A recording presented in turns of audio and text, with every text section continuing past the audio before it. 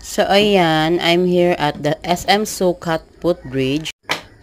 I tried to go here because my plan is to ride LRT station at A Santos station.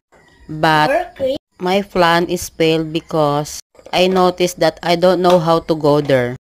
So, I continue upstairs at the footbridge. Wala pa akong...